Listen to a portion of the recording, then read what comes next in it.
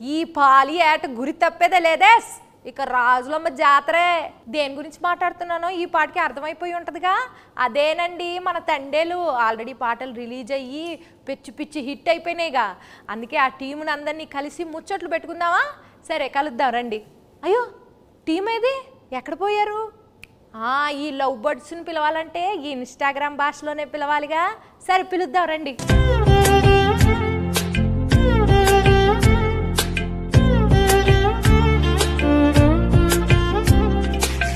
నమస్కారం అందరికి. ఎలా ఉన్నారు అందరూ? ఎందుకు పల్లవమ్మా అలా నవ్వుతున్నావు? స్లాంగ్ మారింది, మెథడ్ యాక్టింగ్ అంటారు కదా, అలాగా కొంచెం శ్రీకాకుళం స్లాంగ్ బానే ఉందండి. మీరు ట్రై చేస్తే మాకు తమ్మునీళ్ళు నెయిలింగ్లు బాగా వస్తాయండి. మరి మా శ్రీకాకుళంలో శాపలాలు మేము అంతేనండి. శాపలాలు మా గురించి సినిమా తీశారు మీరు, చందుబాబు గారు. మరి ఆ సినిమాలో మీరు ఒక్కొక్క క్యారెక్టర్ని ఆ ప్రదేశానికి వెళ్ళి మరి చెకింగ్లు చేసి మరి తీసారా? ఇది మామూలుగా ఊహించుకుని రాసిన కథ కాదు, ఇది జరిగిన కథ. సో ఈ కథ ఫస్ట్ గీతార్ట్స్కి వచ్చింది, అరవింద్ గారికి, బన్నీవాస్ గారికి వచ్చిందన్నమాట. అండ్ అందరికన్నా ముందు ఈ కథలో ఇన్వాల్వ్ అయింది ఎవరంటే పల్లవి గారు. మాకన్నా ముందు ఆబ్వియస్లీ ఏంటి అబద్ధం చెప్తుంటే అలా చూస్తే నా వంక ఇదే నిజమే కదా ఫస్ట్ రియల్ ఫ్యాక్ట్. అది నడిచింది. అది నాకు ఒక 20 పేజీలో ఇచ్చారు కోవిడ్ టైంలో. అప్పుడు వాసు గారు అప్పుడు చెప్పారు. సో అప్పుడులో వచ్చిందన్నమాట. సో ఇప్పుడు కొన్ని క్వశ్చన్స్ అడిగింది, ఆ క్వశ్చన్స్ బట్టి మేము కథ రాసుకున్నాం. అంతే కదండి, కథ రాసుకున్నమాట. సో అది అయిపోయిన తర్వాత వెళ్ళగా నేను దీంట్లోకి మళ్ళీ చేతు గారు హీరో ఇది అందరూ సెట్ అయిన తర్వాత ఓకే ఇది నిజంగా జరిగిన కథ.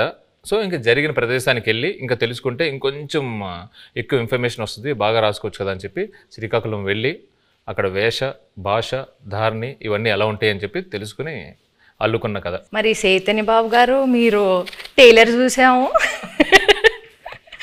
టైలర్లో రొమాంటిక్లు, ఎమోషన్లు, పాకిస్తాన్ వెళ్ళి భారత్ మాతకి జై అంటే మరి రోమాలు నిక్కబొడుచుకున్నాయండి. మరి ఎట్లా చేశారండి మీరు?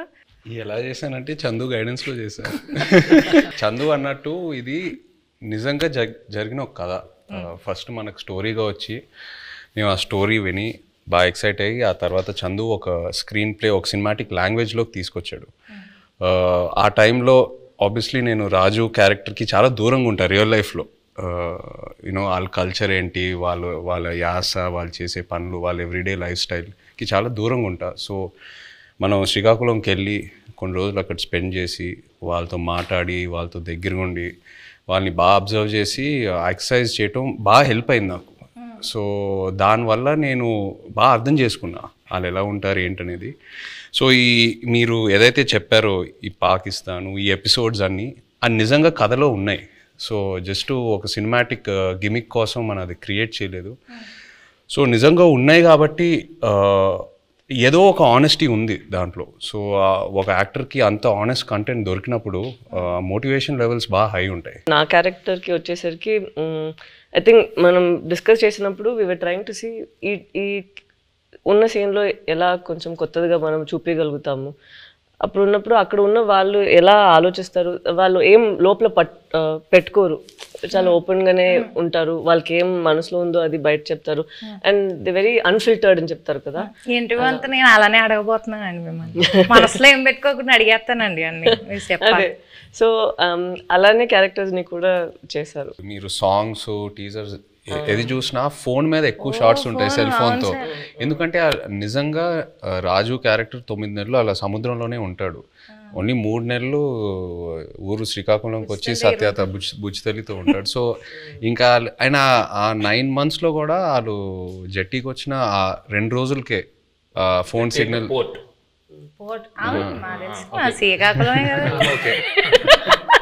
జట్టీకి వచ్చి ఆ 2 రోజులే ఫోన్ సిగ్నల్ ఉంటుంది. సో ఇవన్నీ నేను నిజంగా అక్కడికి వెళ్ళి వాళ్ళ ఎక్స్పీరియన్సెస్ విన్నప్పుడు ఎలా ఉంటారు అబ్బాయిలు అసలు ఇద్దరు ఇంత ప్రేమించుకొని పెళ్లి చేసుకొని ఇంత డిస్టెన్స్తో ఎలా మేనేజ్ చేస్తారు, ఎలా ఉంటారు అనేది అది చాలా చాలా పోయిటిక్గా అనిపించింది వాళ్ళ స్టోరీస్ విన్నప్పుడు. ఇప్పుడు నేను స్లాంగ్కి టాటా బై బై చెప్పేస్తానండి.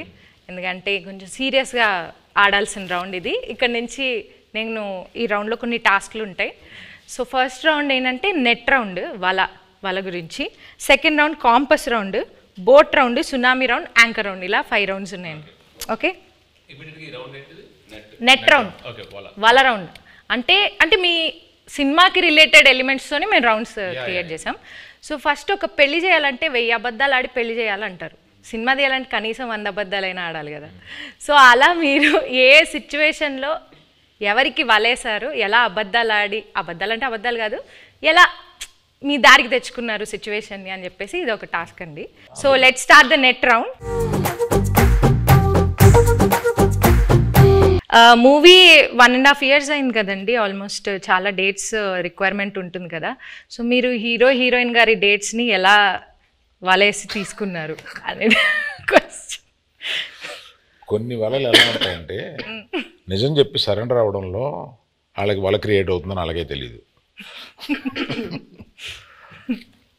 చైతన్య గారి దగ్గరికి వెళ్ళి ఈ సినిమా మామూలుగా మీరు చేసే ఇతర సినిమాలకు కాదు, దీని చాలా టైం పడుద్ది, దీని ఎండ్ డేట్ ఎప్పుడు అని అడగకూడదు, దీనికి గడ్డం పెంచాలి, మేము చెప్పే వరకు మీరు ఆ గడ్డం తీయకూడదు, మాకు బేసిక్గా మీ క్యారెక్టర్లో చాలా బాగుంటారు కానీ ఈ 2 కండిషన్లకు మీరు ఒప్పుకుంటారా లేదా అని డౌట్ ఉండి మా వాళ్ళు ఎవరు మాట్లాడకుండా నన్ను ముందుకు తోశారు, అందుకు నేను వచ్చాను మీ దగ్గరికి అని అన్నాను. అసలు అరవింద్ గారు ఇంత ఇంట్రెస్ట్గా ఇలాగ అసలు నన్ను ఎండ్ డేట్ కూడా అడగకంటే అసలు చాలా బడ్జెట్ పెట్టుకుని చాలా బాగా తీయాలనుకుంటున్నారు అన్న ఇంప్రెషన్లో పడిపోయాడా నా వల్ల అనేది నాకు అర్థమైంది. వెంటనే వల్ల పడిపోయారు. మరి పల్లవిని వల్ల వేసింది డైరెక్టర్ గారు వాసు గారు. ఓకే, పడిపోయిన తర్వాత మా ఆఫీస్కి వచ్చారు, అప్పుడు నేను వలలో పట్టుకున్నాను. హీరోయిన్ గారికి ప్రొడ్యూసర్ గారికి ఎలా ఈ స్టోరీ చెప్పి కన్విన్స్ చేయడానికి ఎలా వలేసారు? అంటే ఇది స్టోరీ నాకు అట్నుంచి వచ్చిందేనండి. ఓకే, స్టోరీ అట్నుంచి వచ్చింది. మేము మల్టిపుల్ స్టోరీస్ గురించి మాట్లాడుకుంటున్నప్పుడు ఈ స్టోరీ బాగుంది అని చెప్పి నేనే అడిగాను. సో అలా వచ్చింది. అండ్ నాకును ఈయనకి చదువు గారికి ఎప్పటి నుంచో లాంగ్ టర్మ్ నుంచి ఉంది, ఇది బాగుంటుంది అని చెప్పి మేము డిస్కస్ చేసుకుని ఎస్ ఇది మేము చేస్తున్నామని వచ్చింది. ఇప్పుడు వాళ్ళ కాన్సెప్ట్ ఏంటంటే సరే అంటే అరవింద్ గారు నాకు చెన్నై పంపించారన్నమాట. అమ్మ వలే ఒక చేపను పెట్టండి, కానీ వలేసిన తర్వాత తెలిసింది అది చేప కాదు తిమింగలం అనండి. పల్లవి గారు మీరు చెప్పలేదు. నాకు వలే ఏం లేదు, వలే లేదు, అందరికి తెలుసు ఇక్కడ ఉన్న వాళ్ళకి వలే ఏం లేదు. వలలోనే ఉన్నాం. So next round boat round అండి.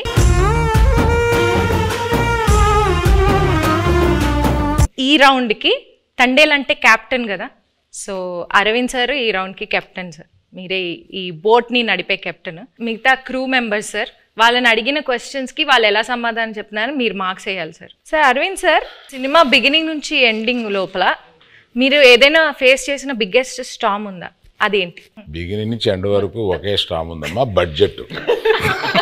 అదే పెద్ద స్టామ్. ఈ స్టామ్లో నేను మామూలుగా సీలో మామూలుగా వెళ్ళిపోయి సరదాగా వచ్చి బడ్జెట్లో అనుకున్నాం, కుదరలేదు. మధ్యలో స్టామ్ వచ్చి బడ్జెట్ పెరిగింది. షూటింగ్లో ఎలాంటి ఛాలెంజెస్ ఎదుర్కొన్నారు? దీనికి రెక్కి చేసేటప్పుడు ఒకసారి సముద్రంలో పడిపోయింది మా పడవ. ఆల్మోస్ట్ ఒక కింద రాక్ ఉంటుందని మాకు తెలియలేదు. సో టప్పని ఇరుక్కుపోయి పడవ సగం ఇరిగిపోయి ఇలా అయిపోతుంది అన్నమాట. సో ఆబ్వియస్లీ మాకు స్విమ్మింగ్ రాదు, ఏమీ రాదు. నాకు ఎందుకో నిజంగా తెలియదండి, నాకు అప్పుడు కూడా భయం వేయలేదు. జారిపోతున్నారు, టైటానిక్లో జారిపోయినట్టు జుమ్ అని జారిపోతున్నారు. అసలు మీకు దేనికి భయం వేస్తుందండి? మీకు భయం అనేది లేదు కదా అసలు. అది చెప్ప మా వైఫ్ అంటే భయం అంటండి, అది ఆబ్వియస్లీ భయపడాలండి. సో సాయి పల్లవి గారు, సో మిమ్మల్ని బాగా కష్టపెట్టిన సీన్ కానీ డాన్స్ సీక్వెన్స్ కానీ ఏమైనా ఉందా? చెప్పండి. అవన్నీ ఉండవు. జూజీబీ నెక్స్ట్ లేదు, అట్లేం లేదు. కరెక్ట్గా అది ఎగ్జిక్యూట్ చేయాలి, కరెక్ట్గా మనం యాక్ట్ చేయాలి అనే ఆ ప్రెషర్ ఉంటుంది కదా, అంతే ఉంది. అండ్ తను చెప్పినట్టు చాలా కూల్ డైరెక్టర్గా ఉన్నారా.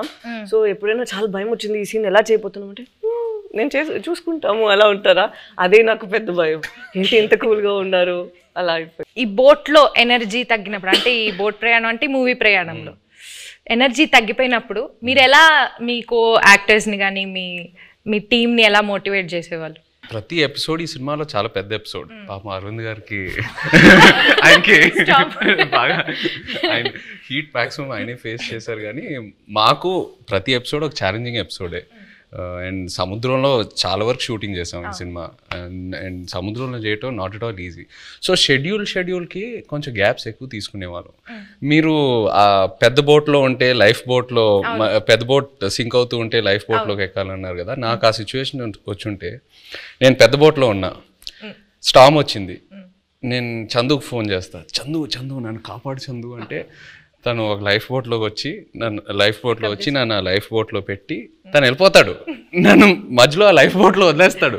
I will come in some time, మీరు అక్కడే ఉండండి, నేను కొన్ని రోజుల్లో వస్తా, డోంట్ వరీ. అక్కడే ఆ లైఫ్ బోట్లో నాకు స్నాక్స్, ఒక ఎంటర్టైన్మెంట్ అన్నీ నన్ను కంఫర్ట్గా పెట్టి నేను వస్తా. ఒక 1-2 monthsలో వస్తా, వచ్చి పికప్ చేసుకుంటా. అంత కూల్గా ఉంటాడు మా చందు. సో మీరు మధ్యలో వదిలేస్తారు అలాగా?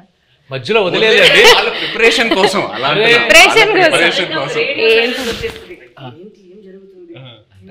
జరుగుతుందా ఏమైనా, అలా సడన్ గా ఒక సైలెన్స్ వస్తుంది ఒక 2 monthsకి. దాని తర్వాత మళ్ళీ స్టార్మ్ స్టార్ట్ అవుతుంది.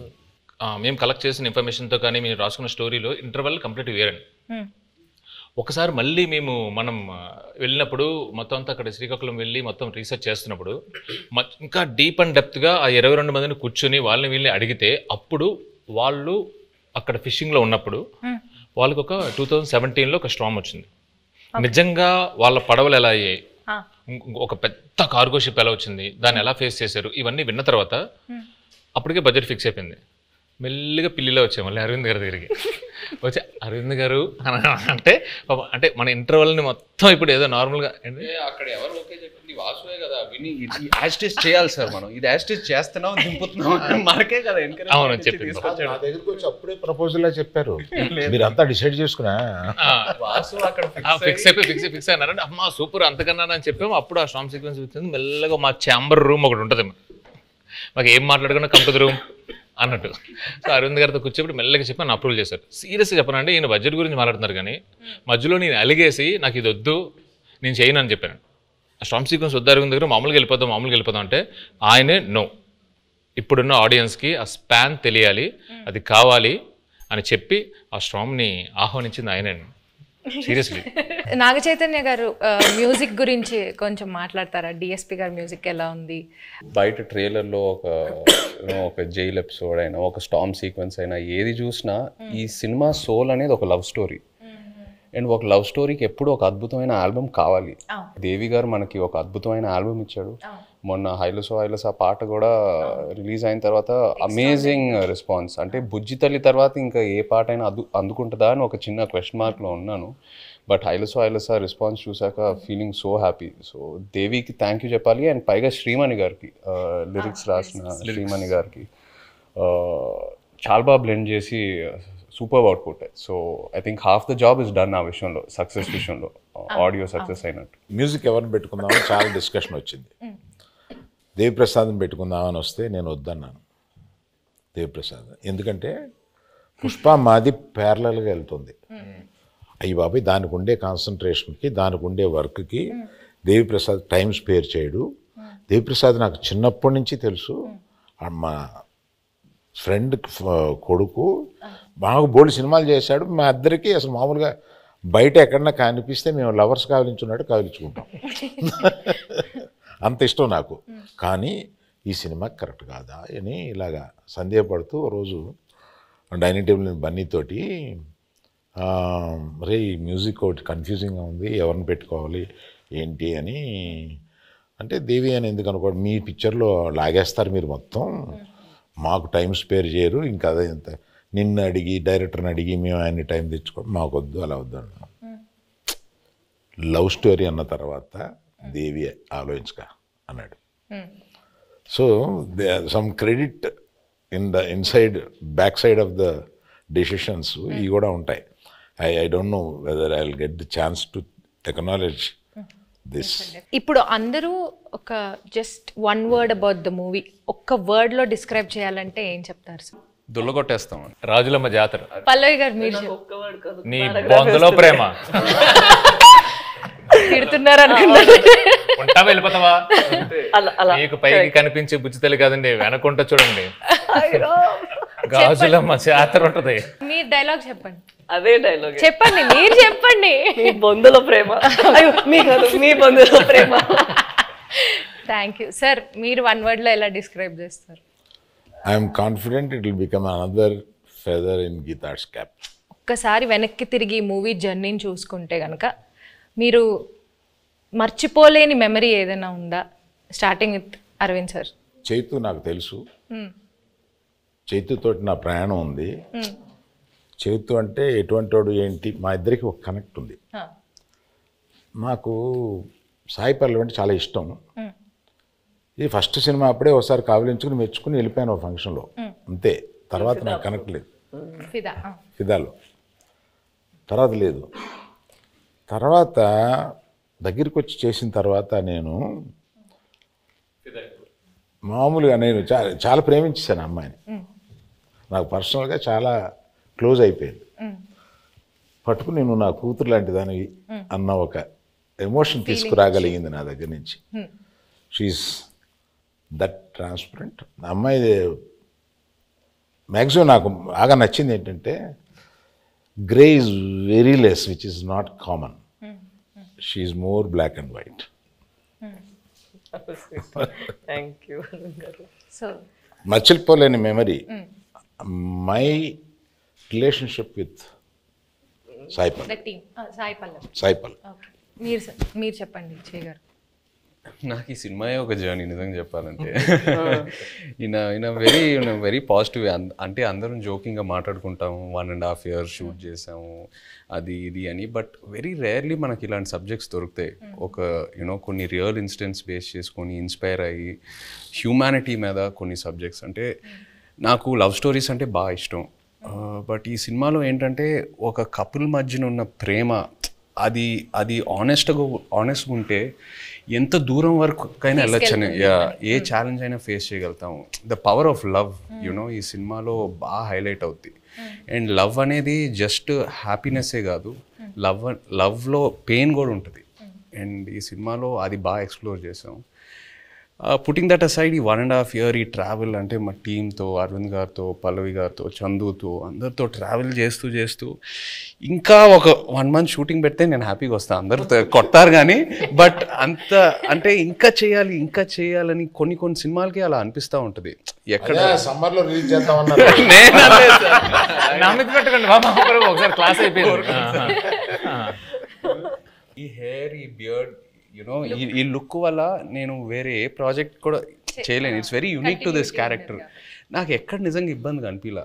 అంటే ఇవాళ వెళ్ళి షేవ్ చేసేద్దాం అబ్బా, ఇవాళ హెయిర్ కట్ చేసేద్దాం అబ్బా, చిరాకు వస్తుంది, అట్లా ఎక్కడ అనిపించలా. ఇంకా అరవింద్ గారు ఇంకా చేద్దామంటే okay let's do it, Chandu ఏదైనా బెటర్మెంట్ చేద్దాం అంటే let's do it. So that's just a sign saying that బాగా కనెక్ట్ అయ్యి ఎంతో ప్రేమించి ఎంతో ఆనెస్ట్గా ఈ జర్నీ జరిగిందని.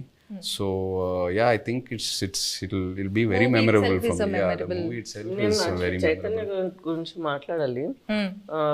నేను I told you this already. నేను తనకి కూడా చెప్పాను, నాకు లవ్ స్టోరీలో చేసిన చైతన్య గారు అండ్ ఇక్కడ మన తండ్రిలో చేస్తున్నప్పుడు చాలా డిఫరెన్సెస్ కనిపిస్తుంది. ఒక యాక్టర్కి మనం నార్మల్గా జనాన్ని చూసినప్పుడు అక్కడ నుంచి కొన్ని విషయాలు మనం పట్టుకుంటాం కదా. ఇక్కడ నాకు చాలా బాగా కనిపించింది తను ఎలా కొన్ని క్యారెక్టరిస్టిక్స్ అక్కడ నుంచి తీసుకున్నారు. Not for body language but for mind set. ఎలా వాళ్ళు ఆ మైండ్ సెట్ ఉంటే మనకి అప్పుడు యాటిట్యూడ్ కూడా వస్తుంది. అది మాట్లాడినప్పుడు not the Masih once but at least for the ప్రేమతో మాట్లాడినప్పుడు, లేదంటే తన కోపాన్ని లోపల పెట్టినప్పుడు. అండ్ ఎస్పెషలీ ఒక సీన్ తను ఆ ప్రిజన్లో ఉన్న ఒక సీన్ ఉందా, నాకు ఫస్ట్ వాళ్ళు అది షూట్ చేశారు, దాని తర్వాత నా సీన్ షూట్ చేశారా, కరెక్ట్ కదా. నేను అది చూసిన తర్వాత తనకి చెప్పాను, మనకి ఉన్న స్క్రిప్ట్ తన చేసిన పర్ఫార్మెన్స్కి మనం ఇది చేస్తే అది కొంచెం తగ్గిపోతుంది. సో మనం ఇది ఇంకా కొంచెం లేపేద్దాం, లేదంటే it wouldn't be equal to his performance that he's done over there అనేది ఆ దేవుడు. మేము ఎంతో ఒక సీక్వెన్స్ చేసాం. ఆ సీక్వెన్స్ కి ముందు ఈవిడ ఒక సీక్వెన్స్ ఉంది. సో అది చూసి అది ఏదైతే సీన్ ఉందో ఇది సరిపోదు to match that His performance. Exactly. So అలా నాకు అనిపించింది it was two honest for me. అప్పుడు నేను చెప్పిన మనం ఇక్కడ ఇది ఇంకా బెటర్గా ఇది చేయాలి, లేదంటే ఇది తగ్గిపోతుంది, దీనికి అది తగ్గిపోతుంది అని we had to do even that way. So I have to give it to him that than just saying తను డౌట్ వచ్చింది, అంత బాగా చేశాడు కదా నేను ఇంకొంచెం లేపాలి దీన్ని అని నువ్వు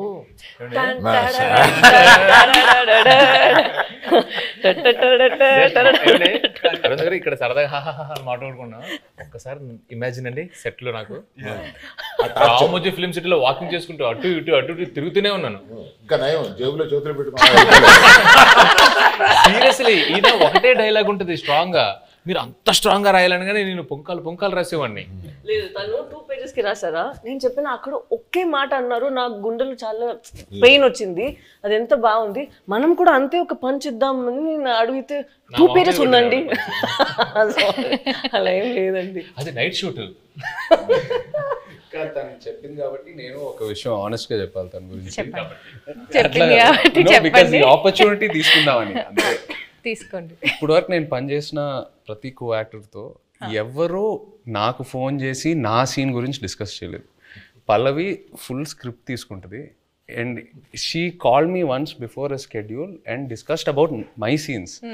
అది నాకు చాలా ఇన్స్పైరింగ్ అనిపించింది ఆనెస్ట్లీ. కొంతమంది మేబీ అది టూ మచ్ ఇన్వాల్వ్మెంట్ అలా అంటారేమో కానీ జోక్స్ అపార్ట్ అది మనకు ఒక యాక్టర్కి నంబర్ ఆఫ్ పర్స్పెక్టివ్స్ ఉన్నప్పుడు ఆటోమేటిక్లీ మన మైండ్ ఇంకా బాగా పనిచేస్తుంది and it pushes us to perform better. So అది తను ఫోన్ చేసినప్పుడు నాకు చాలా హ్యాపీ ఫీల్ అయ్యాను. అంటే ఇద్దరు మూవీలో ఎంత ఇన్వాల్వ్ అయ్యారో అర్థం. మనం అందరూ చేసింది ఫస్ట్ మూవీ వస్తుంది, దాని తర్వాతే మన అందరికి మూవీ జనాలు చూస్తారు కదా, జయ గారు పల్లవి గారు అలా ఏం లేదు.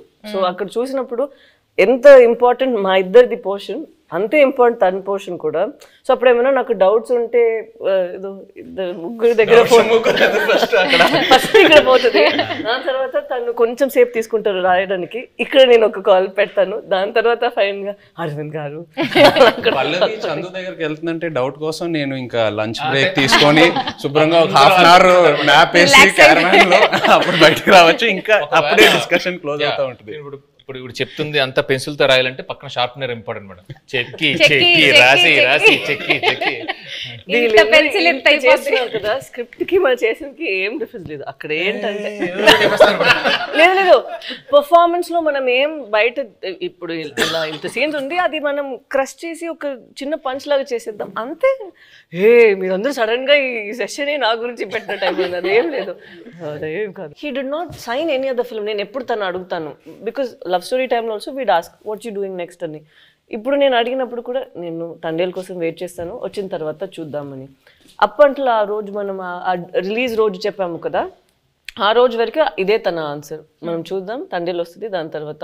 So such a nice approach where you completely surrender ఒక ఫిల్మ్ కోసం. అది సరెండర్ చేసి ఎన్ని రోజులు, ఒక ఇయర్ తీసుకుంటుందా ఓకే అని తను వదిలేయడం నాకు it was very surprising. Next producer use to contact me, not him.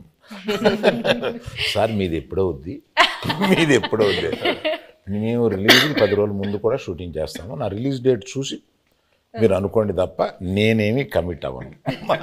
Why do think తన పెళ్లి కోసం, తను ఇప్పుడు ఇంటర్వ్యూ కోసం జుట్టులు దాడి దాన్ని కట్ చేయకుండా ఇలా ఉన్నారు, ఎప్పుడు ఏం వచ్చేస్తుంది, ఎప్పుడు మనం షూట్కి వెళ్ళాలి అని ఇలాగే వదిలేస్తారు. నేను పెళ్ళికి వెళ్ళి వీళ్ళు కింద కూర్చుంటారు కదా, వంగి అక్షంతలు వేస్తున్నాను. పరిచయం చేశాడు ఈయన, అంటే తెలుసు అన్నట్టుగా ఆమె చూసింది. I have a question sir అంది, పెళ్లిపేటల మీద. ఇదేంటి question? when do you show the face of my husband sir? అంటే గడ్డం ఎప్పుడు తీస్తా,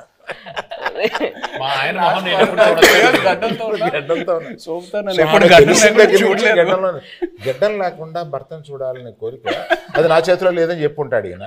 నేను కనపడగానే ఫస్ట్ క్వశ్చన్ ఆమె అదే సార్. మీరేం ఆన్సర్ ఇచ్చారు?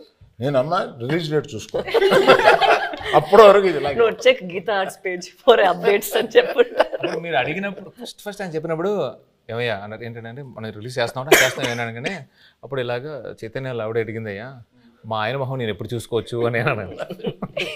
Coming back to the movie. కాదు ఇందులో మీమ్స్ ఏంటంటే పెళ్లిపేటల మీద నుంచే అరవింద్ గారిని నిలదీసిన మీరు ఈ డెసిషన్ తీసుకోకుండా ఉండుంటే బాగుండేది అని ఏదైనా ఒక డెసిషన్ గురించి అనుకున్నారు? తీసుకున్న అన్ని డిసిషన్లు కరెక్ట్ అయిన ఏకైక సినిమా అనుకోండి. Okay sir. మీ ఫ్యాన్స్ ఎస్పెషల్లీ మీ ఇద్దరి గురించి, మీ ఫ్యాన్స్ వెయిట్ చేస్తున్న వాళ్ళకి ఈ మూవీ ఎలా ఉండబోతుంది? What is it going to give away to the fans? తను ఇద్దరి కోసం తను చెప్తారు. ఇది ఫస్ట్ అనుకుంటా ఇది ఒక ఎమోషనల్ లవ్ స్టోరీ అని. సో ప్రేమ పుట్టడానికి అది ఏదైనా ఒక ప్లేస్ కావాలి, ఏదైనా ఒక సిచ్యువేషన్ కావాలి, కౌమార దశలోనో కాలేజీలోనో ఎక్కడైనా ఉంటుంది. బట్ ఇది మేము అనుకున్నప్పుడు ఏంటంటే ఇది ఇంకా ఎటర్నల్ ఇది. సో ఎంత బెంగ ఉంటుందో అంతే భయం ఉంటుంది. సో ఎవరైతే లవ్లో ఉన్నారో, అది అమ్మాయి అయినా అబ్బాయి అయినా, అది బుజ్జితెల్లి అయినా రాజు అయినా, ఎవరైనా కానీ వచ్చి ఈ సినిమా చూసేటప్పుడు వాళ్ళలో వాళ్ళ ప్రేమ, అవతల మీద ప్రేమ ఇది చాలా చక్కగా కనపడుతుంది. ఒకరి మీద ఒకరికి ఉన్న బెంగ, ఒకరి మీద ఒకరికి ఉన్న భయం, ఒకరి మీద ఒకరికి ఉన్న కోపం చక్కగా కనపడుతుంది. వాళ్ళని వాళ్ళు చూసుకోవచ్చు. ప్రేమికులందరూ వాళ్ళని వాళ్ళు చూసుకోవచ్చు. Fantastic emotional love story. ఎలాంటి కాన్ఫ్లిక్ట్ వచ్చినా కానీ, ఏమొచ్చినా కానీ ప్రేమ అయితే మాత్రం దూరం అవుదండి. It true story. ఎస్, మీరు దూరంగా ఉన్నా, ఎలాంటి పరిస్థితులు ఉన్నా, ఏమున్నా కూడా ప్రేమే ఇస్ వాట్. సునామీ రౌండ్ అండి ఇప్పుడు.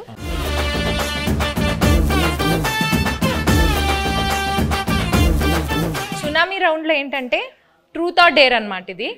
సో మీరు ఆన్సర్ చెప్పలేకపోతే డేర్ చేయాల్సి వస్తుంది. సాయి పల్లవి గారు తండేల్లో బాగా యాక్ట్ చేశారా, లవ్ స్టోరీలో బాగా యాక్ట్ చేశారా?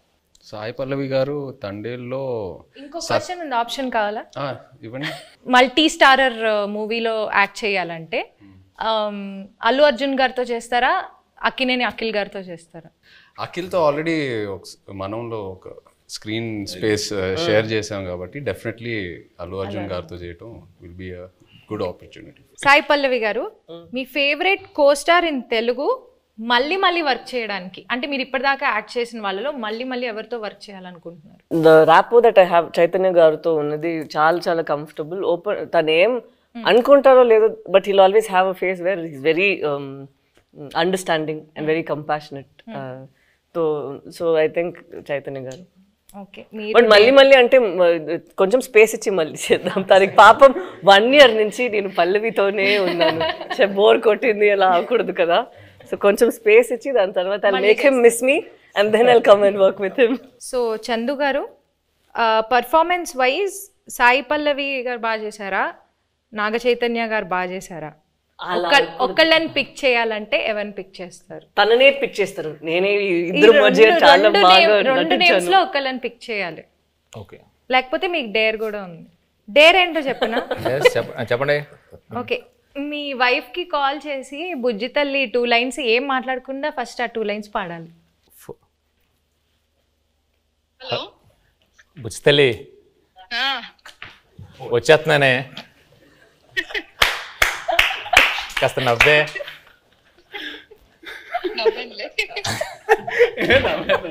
How sweet, సుజాత గారు, we miss you. హాయ్ అండి. నా గుండె టక కొట్టేసుకుంటుంది. ఓకే, నేను మంచిదాన్నే కదా, వాళ్ళకి తెలుసు. ఓకే, కొంచెం గుండె కూల్ అవని పెడేస్తున్నా ఫోన్. అలా కొట్టుకుంటుంది, ఏమంటుందో ఏందో. సరే, bye.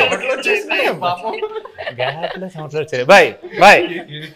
Happy Independence Day. Jai Hind. Great. అది డేర్ చూసారా? గ్రేట్ అండి.